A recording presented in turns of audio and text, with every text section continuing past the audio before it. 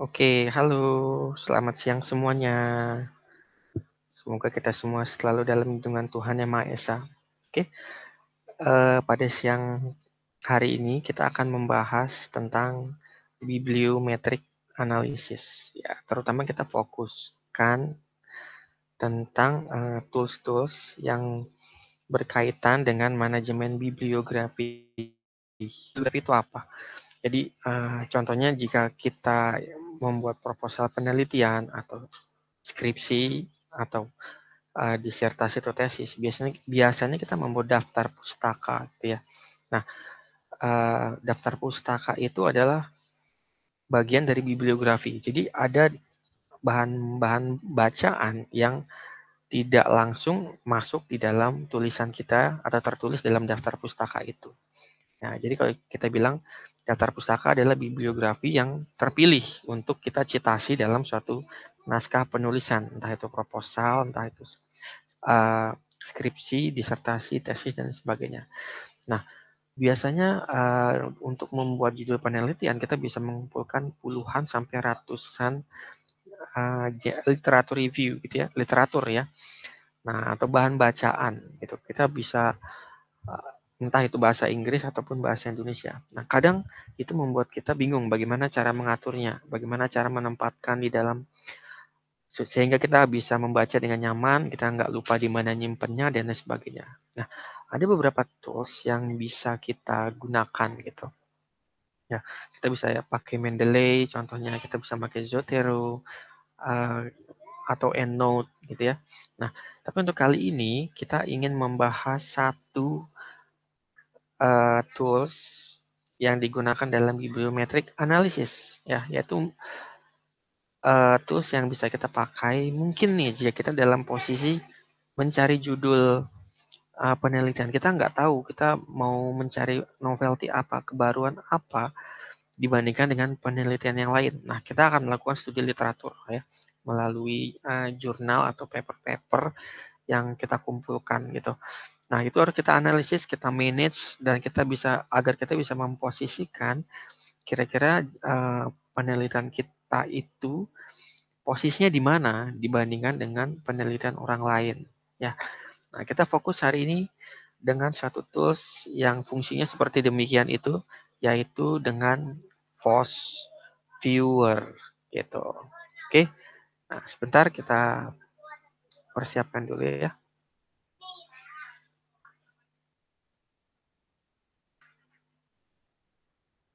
Oke, lanjut. Nah, ini oke, sebentar ya.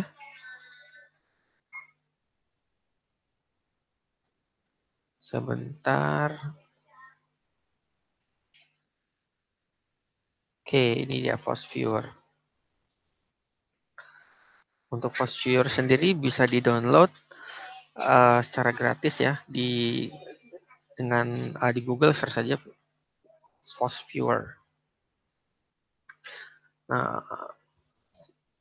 FOSS Viewer ini kelebihannya ada kita dapat memvisualisasikan keterkaitan entah itu judul kita atau tema riset kita dengan penelitian-penelitian lain yang risetnya atau tema risetnya hampir sama. Nah, gitu. Nah, ini adalah bentuk FOSS Viewer gitu ya. Nah, kita untuk pertama ini ada beberapa tombol, yaitu ada network visualization, overlay, dan density visualization. Nah, kita lihat nanti begitu kita udah contohkan satu, baru kelihatan apa gunanya setiap tombol ini. Oke, yang pertama itu kita lakukan create. Ya, create itu kita akan membuat viewer baru ya tentang tema riset yang ingin kita angkat. Bagaimana keterkaitan antara tema riset yang ingin kita ambil dengan yang lainnya. Oke. Oke, di sini ada beberapa.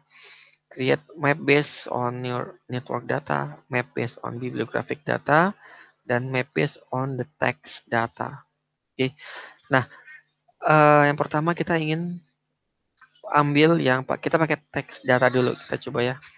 Pakai create a map based text data. Oke. Kita klik next. Nah, sebenarnya di sini kita bisa mengambil data source-nya dari berbagai sumber. Yaitu kalau kita lihat di sini, klik dari Web of Science langsung atau dari Scopus, Dimension, dan PubMed. Jadi ini yang disupport oleh FOSS Viewer ya. Atau kita bisa dapatkan dari Reference Manager semacam Mendeley gitu ya, semacam Mendeley, EndNote, Zotero, dan lain sebagainya. Dan untuk aja kita berangkat dari Reference Manager, kita ya file yang disupport itu adalah RIS, EndNote, dan RefWorks gitu ya. Jadi ada hanya beberapa tipe file aja yang disupport gitu. Nah, atau kita bisa melalui API. Nah, mungkin teman-teman bisa mungkin udah pernah mendownload RIS-nya atau EndNote-nya gitu ya lewat API. Misalnya di setiap publisher itu biasanya punya API. Misalnya di Elsevier kita bisa create API filenya untuk mengenerate file atau jurnal-jurnal yang kita tentukan subjeknya gitu. Misalnya tentang kecerdasan buatan, kita bisa search tuh khusus mengumpulkan jurnal-jurnal yang berkaitan dengan kecerdasan buatan melalui fitur API ini. Oke, untuk contoh saja kita pakai read data from reference manager. Oke, next, kemudian nah, kita cari RIS-nya. Nah, dari mana kita mendapatkan RIS-nya? Nanti ada video selanjutnya ya, di mana kita bisa mengekspor ataupun mengekspor ataupun meng-create file RIS ini, terutama nanti pada saat kita membahas tentang Mendeley. Untuk sementara kita coba pakai yang sudah ada dulu. Oke, kita search dulu. Nah, ini kita coba suatu folder yang dimana sudah tercantum RIS-nya ya, sudah ada RIS-nya, ini ada .ris ya. Nah, kita ambil contoh deh. Satu kita pakai yang misalnya ini. Ini deh. Ya, kita coba ya. Coba oke. Kemudian kita pakai RIS ya. Ini ada EndNote, ada RefWorks, RIS. Nah, sementara kita pakai RIS. Tapi kalau kalian punya filenya misalnya menggunakan EndNote atau RefWorks, di sini udah ada. Ya, kita bisa ganti di sini. Pakai all file kita bisa ganti yang lainnya. Contohnya EndNote, kita search di sini. Ini EndNote-nya kita ganti. Oke, sementara kita contohnya pakai RIS dulu. Kita next. Nah, kemudian sini kita default aja dulu. Kita pakai field yang dipilih adalah berdasarkan title-nya dan abstraknya. Gitu. Jadi di file RIS ini sudah ada kumpulan bibliografi tentang atribut-atribut paper-paper, jumlahnya puluhan sampai ratusan ya. Dan di mana nanti kita mau lihat kesamaannya antara paper satu dengan paper lain. Sehingga kita bisa punya gambaran, kita ingin menempatkan judul riset kita seperti apa di antara riset-riset yang sudah established atau sudah ada. Oke, kita next. Ya, sedang mengekstrak. Oke, biasanya kita pakai default deh dulu. Ya, kita pakai binary count atau full counting gitu ya. Kita coba yang binary count dulu. Kita next. Nah, di sini ada threshold-nya. Jadi kesamaannya. Jadi untuk misalnya kita punya di sini ada 1105 item ya. Jadi kalau kita ibaratkan kita buat 10 kesamaan, ternyata ada 6 ya, ada 6 bidang yang mempunyai kesamaan di antara 1000 item yang kita bandingkan ini. Coba kita turunkan, ada lebih banyak item yang bisa sama ya. Itu. Nah, jadi kalau kita hanya satu item, ada satu kesamaan, berarti hanya satu kesamaan, kemudian kita jadi nggak bisa melihat tuh keterkaitan tema satu dengan tema yang lainnya. Kalau tema kita naikkan misalnya 2, jadi hanya 148 saja yang terpilih dari 1105 item atau peta tadi. Kalau kita naikkan 3, jadi hanya 63 saja yang memiliki kesamaan atau kedekatan itemnya, kedekatan dari kesamaan tema risetnya itu. Kita contoh deh, kita ambil misalnya ya ini deh 63 ya. Dan next. Terus dari 63 item itu biasanya defaultnya untuk mencari ke tingkat ketelitiannya ya, atau tingkat dari objektivitasnya, biasanya dia mengambil 60% dari jumlah yang terpilih. Gitu. Jadi dari 63 item tadi, 60%-nya itu adalah 38. Kita bisa naikkan atau turunkan gitu ya. Tapi sementara kita defaultkan saja dulu untuk bisa melihat seperti apa sih hasilnya gitu ya. Next. Nah, ini adalah verify selected item. Ini adalah atribut-atribut yang bisa untuk memperlihatkan sub-sub bagian yang mungkin sub-sub bagian atau sub-sub judul yang mungkin bersamaan. Kita bisa hilangkan yang mungkin tidak sesuai dengan apa yang kita mau pilih. Misalnya ini, perimeter wave kita tidak membutuhkan, poster kita tidak membutuhkan. Oke, kita bisa pilih tuh yang tema-tema atau sub-sub tema yang kita tidak mau itu muncul di peta yang kita mau buat nanti. Mungkin ini magnet kita pakai, kemudian IEEE, ini kita tidak membutuhkan, ini kita tidak membutuhkan AF system, kemudian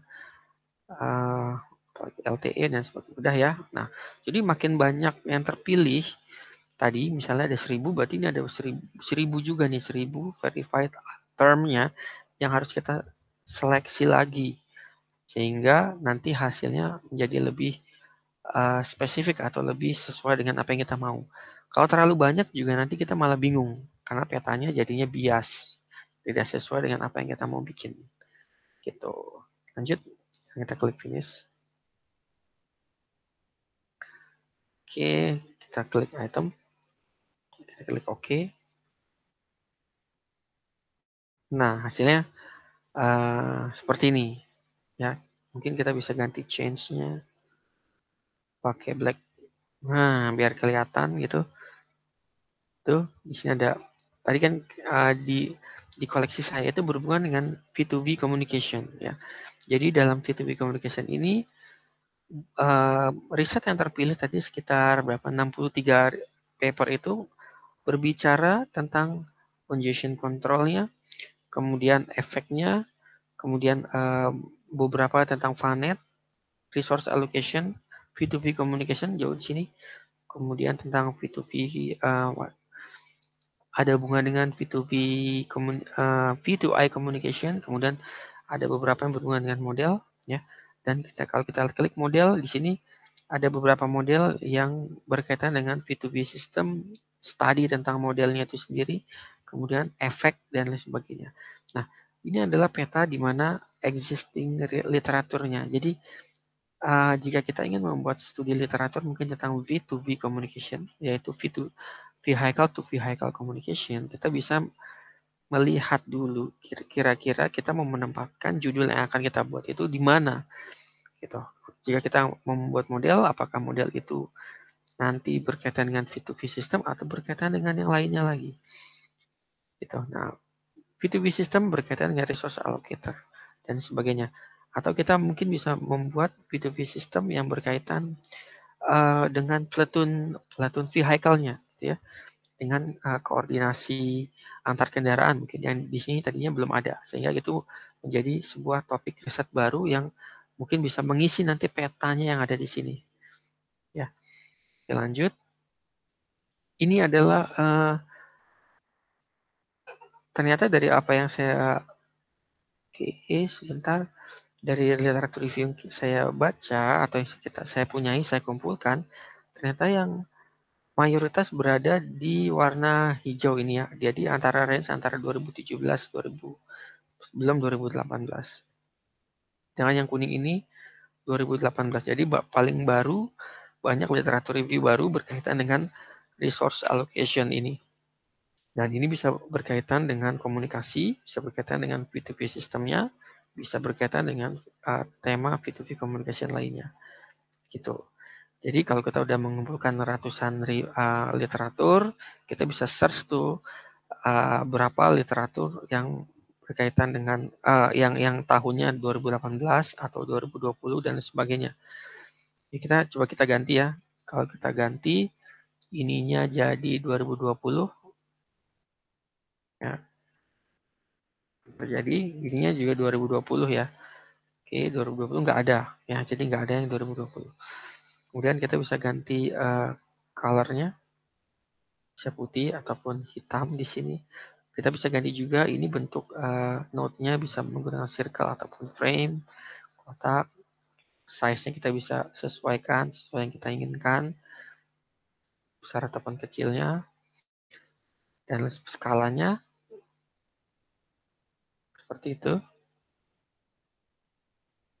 Occurrence-nya adalah tema berapa banyak tema atau topik ya, berapa banyak topik yang muncul dari judul-judul yang ada pada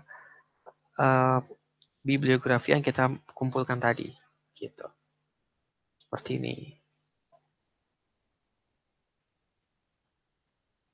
Oke, kemudian kita lihat density-nya. Nah, kita bisa lihat density-nya. Nah, density tadi sama. Ini adalah sebaran tahunnya ya, sebaran tahun. Ini lebih banyak dari tahun berapa ke tahun berapa. Kemudian ini keterpisahan antara tema-tema VANET dengan V2V communication seberapa jauh. Semakin dekat berarti semakin banyak juga paper-paper yang tadi sudah kita kumpulkan ngomongin gitu ya, berbicara tentang VANET dalam tema V2V communication. Mungkin V2V communication berkaitan dengan congestion control tidak terlalu banyak sehingga jaraknya lebih jauh ke sini. Gitu. Nah, ini contohnya. Oke. Nah, itu adalah contoh singkat ya tentang Force Viewer. Nah, mungkin teman-teman nanti juga bisa melihat ini item-item terpilih tadi ya yang sudah kita tentukan, yang terpilih 32 item. Nah, ini dari sini teman-teman bisa menjadi titik awal untuk melihat kira-kira judul yang ingin teman-teman angkat itu bisa berada di mana atau mengisi kekosongan di mana dari existing literatur. Jadi literatur yang sudah ada, yang sudah kita kumpulkan melalui yang sudah kita kumpulkan di file kita gitu ya, entah di Mendeley ataupun di Zotero, EndNote dan sebagainya. Itu. Oke, saya stop sharingnya. Kita kembali lagi ke sini.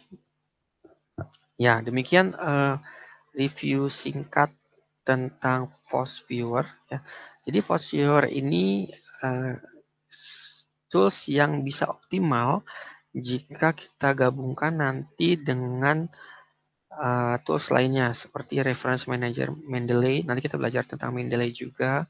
Kemudian nanti ada Publish or Perish ya, di mana nanti kita bagaimana teknik untuk mengumpulkan banyak literatur, kemudian kita gabungkan menjadi satu file RIS. Ya, tadi kan kita sudah uji coba, kita udah punya file RIS-nya gitu ya.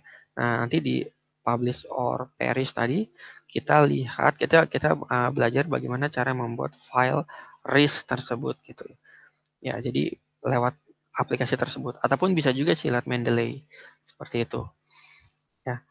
Oke, sekian dulu. Oh ya, salah satu yang tadi belum saya jelaskan adalah kita juga bisa lihat di Fast Viewer tadi ya. Kita bisa melihat juga keterkaitan penulis satu dengan penulis lainnya. Jadi kalian tinggal klik aja nanti. Kalau tadi berkaitan dengan tema risetnya, kalau yang di authors kita melihat keterkaitan dengan autorsnya. Jadi author satu dengan authors dua bagaimana perbandingannya dan lain sebagainya. Oke, seperti itu kira-kira yang bisa saya sampaikan untuk kesempatan kali ini. Oke, sampai ketemu lagi di video selanjutnya. Jangan lupa klik subscribe, komen, dan like. Share juga video-video dari Ketut Bayu TV sehingga channel saya bisa bermanfaat lebih banyak untuk teman-teman yang sedang skripsi atau sedang menyusun tesis ataupun disertasi. Demikian. See you.